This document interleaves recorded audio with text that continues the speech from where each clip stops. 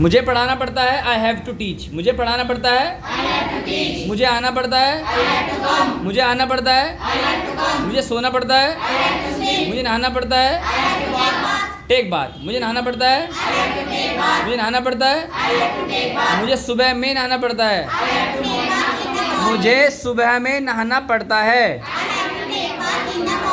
मुझे सुबह में नहाना पड़ता है, मुझे वहाँ जाना पड़ता है, मुझे इंग्लिश बोलनी पड़ती है, मुझे फर्राटेदार इंग्लिश बोलनी पड़ती है, फ्लुएंट इंग्लिश, फास्टली नहीं होता, फ्लुएंट होता है।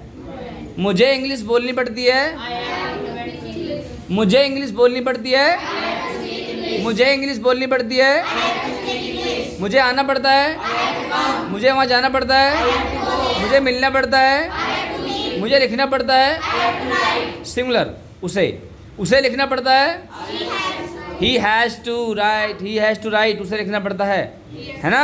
ही हैज़ टू, ही की बात हो रही है, लड़की नहीं लड़का, है ना।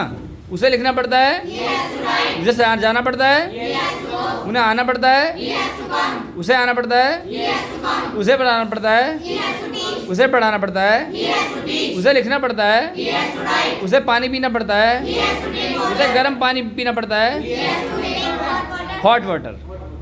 ही has to take hot water. उसे वहाँ लिखना पड़ता है, जैसे मैं लेट कर रहा हूँ, अपर्णा। अरे बेकार बच्चे हो एकदम, बताओ।